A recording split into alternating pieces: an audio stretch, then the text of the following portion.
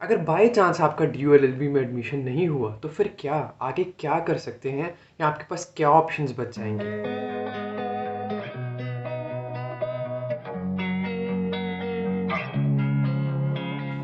नमस्कार दोस्तों। जैसे कि हम सब जानते हैं कि डी एग्ज़ाम में let's say approximately less than 2 weeks रह चुके हैं। और अगर हम डी के सीट मैट्रिक्स को भी देखें तो अप्रॉक्सीमेटली 3300 या उसके ऑन एन एवरेज उसी के आसपास ही सीट्स हैं। और जो बच्चे अपेयर होने वाले हैं, जो स्टूडेंट्स अपेयर होंगे इस एग्ज़ाम के लिए, वो थाउजेंड्स में होते हैं। हर साल ही होते हैं, इस साल भी ऑफ कोर्स थाउजेंड्स में ही होंगे, पिछले साल भी थे। हर साल इतना ही कंपटीशन रहता है। So let's accept the fact कि हम में से बहुत सारे बच्चे ऐसे होंगे जिन्हें एडमिशन नहीं मिलेगी या फिर जो रह जाएंगे। तो उनके पास क्या ऑप्शंस बचेंगी या उनके पास क्या बेस्ट ऑप्शंस हैं, ये इस वीडियो में मैं डिस्कस करूँगा। वीडियो शुरू करने से पहले दोस्तों मैं पहले ही एक चीज़ कह देना चाहता हूँ कि बहुत ज़्यादा कोई टेंस होने की ज़रूरत नहीं है। अगर आप अच्छे से पढ़ रहे हैं और आपने अच्छे से प्रिपरेशन किया है, आपकी अच्छी अंडरस्टैंडिंग है, नॉलेज है, तो होपफुली आपका एडमिशन हो ही जाएगा। फिर आप बिल्कुल बिल्कुल चिंता ना करें, रिलैक्स होकर पेपर दें और अपने ऊपर कॉन्फिडेंस रखें। तो आपको कोई रोक नहीं सकता, आपके एडमिशन हो ही जाएगा, होपफुली हो जाएगा। तो और सीट्स भी चलो लेट्स से जिन जो बच्चे पढ़ने वाले हैं उनके लिए काफ़ी अच्छी सीट्स हैं और ज़्यादा number large number of seats हैं। तो आपका एडमिशन हो ही जाएगा अगर आप अच्छा पढ़ रहे हैं। और आप 3 कट ऑफ से आती हैं, 3 कट ऑफ का वेट करें डी की। एक नए कट ऑफ में आपका हो ही जाएगा। आंसर की से वैसे आपको पता लग ही जाएगा कि आप कहाँ स्टैंड कर रहे हैं, कहाँ नहीं स्टैंड कर रहे।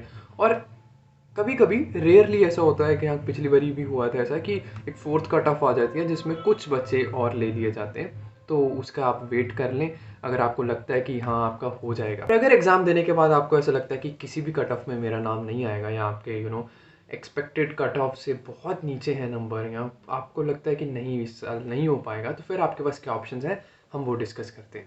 देखो, सबसे पहले तो आपके पास यही सबसे बेस्ट ऑप्शन रहेगी कि दिल्ली यूनिवर्सिटी को छोड़ के किसी और यूनिवर्सिटी में जाया जाए, जिसमें दो डिफ्रेंसिएशन हो जाती हैं कि एक प्राइवेट यूनिवर्सिटी आ जाएगी, एक गवर्नमेंट यूनिवर्सिटी आ जाएगी। गवर्नमेंट यूनिवर्सिटी में बहुत अच्छी गवर्नमेंट यूनिवर्सिटीज़ हैं जहाँ डी के अलावा, जहाँ लॉ होता है।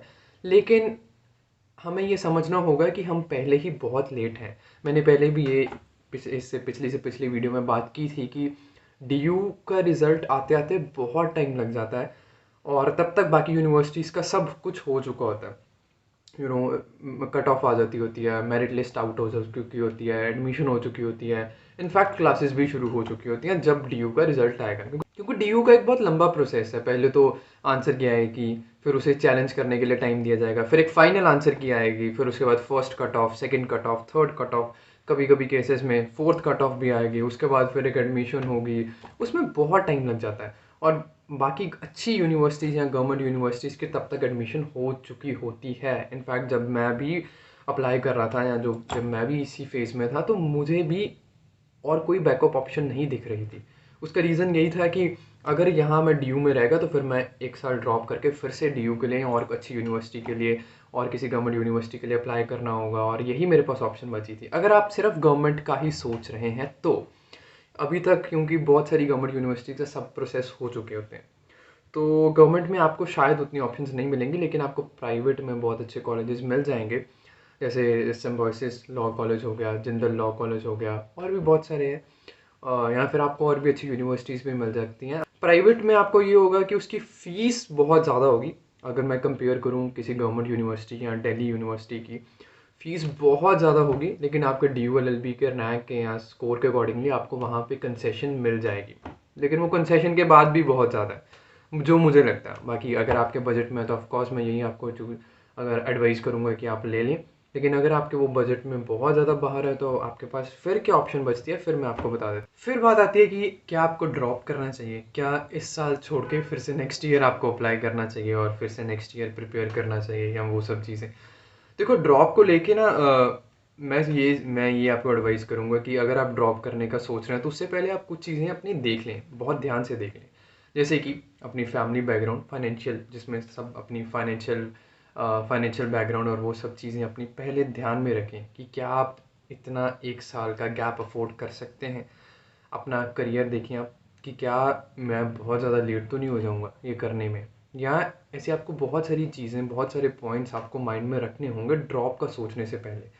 हाँ, अगर आप फेवर में इस चीज़ के कि हाँ आपको कोई प्रॉब्लम नहीं होगी और आप ड्रॉप कर सकते हैं, तो फिर मैं आपको ये एडवाइस करूँगा कि वो जो 1 साल का गैप होगा आपके करियर में या इसके बाद जो गैप पड़ेगा, तो उसमें आप उसे आप गैप कंसीडर ना करें। बहुत सारी अच्छी यूनिवर्सिटीज़ इंक्लूडिंग डीयू या और भी बहुत सी अच्छी यूनिवर्सिटी सेंटर की, स्टेट की, जो 1 ईयर कोर्स आउट करती हैं। तो आप उस ड्रॉप ईयर में, जिसे ड्रॉप ईयर कह रहे हैं, वो उस ईयर में आप वो 1 ईयर कोर्स कर सकते हैं, ताकि आपके करियर पे भी या सीवी पे या रिज्यूम पे उतना ज़्यादा वो गैप ना दिखे। और उसके बाद फिर आप प्रेपरेशन तो कर ही रहे होंगे, तो आपको उतनी ज़्यादा प्रॉब्लम नहीं आएगी। अब बात कर लेते हैं दोस्तों कि जो यूपीएससी की प्रिपरेशन भी साथ में कर रहे हैं, उनके लिए तो मैं कहूँगा कि एक अच्छी अपॉर्चुनिटी है यूपीएससी की और प्रिपरेशन करने के लिए। 1 साल यूपीएससी की प्रिपरेशन के लिए उन्हें टाइम मिल जाएगा। और दूसरा, लॉ में आके उतनी ज़्यादा यूपीएससी की प्रिपरेशन नहीं हो पाती, जो मैं फ़ील करता हूँ, या कहीं ना कहीं सफ़र तो करती है, क्योंकि आपको क्लासेस भी लेनी है, आपको बाद में जाके इंटर्नशिप्स भी करनी है, आपको बाकी सब भी करना है। तो सफ़र तो यूपीएससी की प्रिपरेशन करती ही करती है। तो ये अगर आप 1 साल का ड्रॉप ईयर ले रहे हैं, तो आपके लिए बेस्ट है 1 साल इसे पढ़ लें, यूपीएससी पढ़ लें, सिविल सर्विसेज की प्रिपरेशन कर लें, या जॉब की प्रिपरेशन जो भी आप कर रहे हैं वो कर लें। तो ये आपके लिए ठीक रहेगा। और फिर से उसके बाद आप प्रिपरेशन करके एग्ज़ाम दे दें, होपफुली आपका क्लियर हो ही जाएगा। बस इसका यही नुकसान है कि जो मुझे ऐसा लगता था जब मैं अपने इस फेज़ में था, कि 3 साल की लॉ या 3 ईयर लॉ ऐसे मुझे लगता था कि अब 4 ईयर में पड़ जाएगी अगर मैं ड्रॉप करूँगा। तो हाँ, ये डिसएडवांटेज तो है ही, लेकिन अगर आप उस टाइम पीरियड को भी सही से यूटिलाइज़ करेंगे, तो फिर ये मुझे लगता है मैटर नहीं करता। सब सही है जब तक आप सही काम कर रहे हैं। बहुत सारे आपके क्वेश्चंस और बहुत सारे आपकी क्वेरीज़ के आंसर मैं पहले ही कर चुका हूँ एक वीडियो में, जैसे दिल्ली में रहने का बजट, या अबाउट DULLB, या और भी बहुत सारे जो आपने मुझसे पूछा था। तो मैं एक वीडियो में आप सब आंसर कर चुका हूँ। अगर आपने नहीं देखी तो मैं ऊपर आई बटन पे आपको लिंक कर दूँगा, टैग कर दूँगा, आप उसे ज़रूर देखें एक बार। आपके बहुत सारे क्वेश्चंस वहाँ पे आपको आंसर मिल जाएगा। या एडमिट कार्ड कब होगा, इससे पिछली वीडियो पे ही मैंने आंसर किया था कि आपका एडमिट कार्ड कब रिलीज़ होगा, और वो सब चीज़ें तो आप देख सकते हैं, उसे भी आप देख सकते हैं। बाकी और भी कोई भी आपकी क्वेरी हो या आपके पास कुछ भी हो, तो आप नीचे मुझे कमेंट सेक्शन में लिख सकते हैं। उसका मैं ज़रूर आंसर करने की कोशिश करूँगा। जो बड़ी बड़ी क्वेरीज़ होती हैं, जिसमें मुझे लगता है कि मुझे अच्छे से एक्सप्लेन करना चाहिए, वो मैं उस फॉर द टाइम बीइंग छोड़ देता हूँ। उसका रीज़न यही होता है कि मुझे लगता है कि वीडियो में अच्छे से प्रॉपर्ली आंसर करूँगा, क्योंकि कमेंट्स में, वर्ड्स में उतना ज़्यादा आंसर नहीं कर पाऊँगा उस चीज़ को, तो इसलिए मैं उसे छोड़ देता हूँ। बाकी थैंक यू सो मच। अब हम 1000 सब्सक्राइबर्स की फैमिली हो चुके हैं, जो कि बहुत ही अच्छी बात है, और सिर्फ आप लोगों की वजह से ही है, वरना एक क्रिएटर कुछ भी नहीं है। हमेशा कहता हूँ, इस बार भी कहूँगा कि मैं कुछ भी नहीं हूँ आपके बिना। आप सब हैं, सब्सक्राइबर्स हैं, सपोर्ट करने वाली ऑडियंस है, इसीलिए मैं हूँ, वरना मैं ज़ीरो हूँ, कुछ भी नहीं। तो थैंक यू सो मच हर चीज़ के लिए। मैं कोशिश करता हूँ कि मैं वापस तो नहीं कर सकता आपका प्यार, लेकिन आपके लिए जो कुछ भी कर पाऊँ वो कम है। तो ऑफ कोर्स अगर मैं कहीं भी किसी भी काम आपके आ पाऊँ, तो आप मुझे ज़रूर कहना, नीचे कमेंट कर सकते हैं। और अगर ये वीडियो आपको पसंद आई, आप इसे लाइक कर सकते हैं, शेयर कर सकते हैं, आप सब जानते ही हैं। आप कमेंट कर सकते हैं अपने थॉट्स, और बस सब्सक्राइब करें टू गैरी अमृतसरिया, और ऐसे ही अपना प्यार बनाए रखें। Thank you so much. बाकी आप शायद जान ही गए होंगे कि आपको क्या करना चाहिए अभी तक, लेकिन थोड़ा वेट करें और अपने ऊपर भरोसा रखें।